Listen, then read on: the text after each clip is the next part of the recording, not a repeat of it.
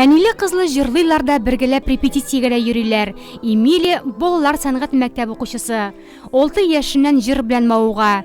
Бу сәләте аңа әнисеннән күчкән булса кирәк. Эльвира Кашапова Нурлат сәхнәсендә әле яңа йолдыз. Мин инде бала чактан ук җырлыйм.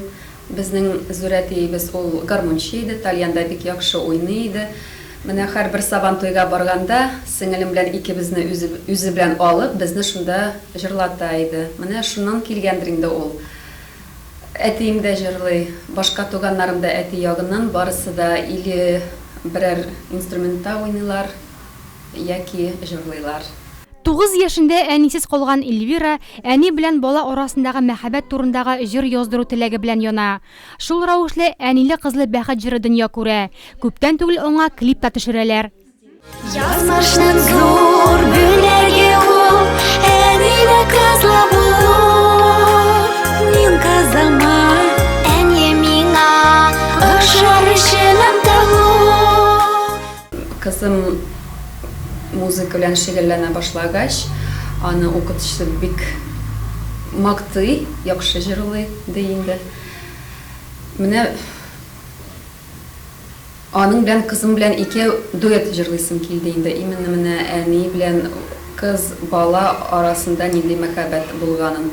Фаузия апа Мухамметовага звонить иттем дә, сорадым инде. Фаузия апа, миңа менә шундый сүзләр белән җыр язалы дип. Миңа да ул тема бик якын диде, аның үзенең 3 кызы бар. Менә инде ул безнең өчен шундый менә матур сүзләр язып, көйен Альберт Галимуллин дигән яшь егет, яшь композитор көйен язды. Клипта Эльвира кызы һәм улы белән бергә төшә. Эмилия исә төп рольне башкара. Абыйсы Разил белән әнисен хыялындагы әкияти дөньяда күз алдына китерә.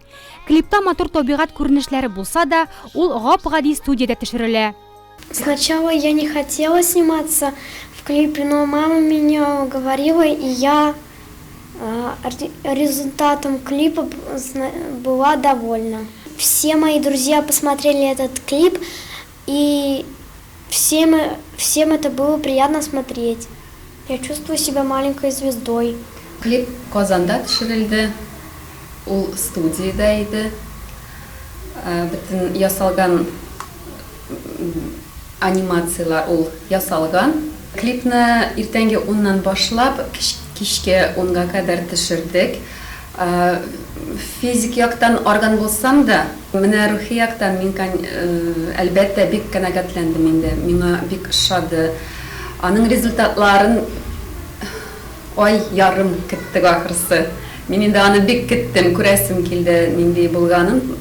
Күптән түгел Казанда үткәрелгән балалар һәм талантлы гаиләләр хит парады конкурсында катнашып, гаилә ансамбле номинациясендә 2нче урынга лаек була алар. Шулай иттереп, әниле кызлы бәхет Кашаповларның җырлы киләчәгенә юл ачты.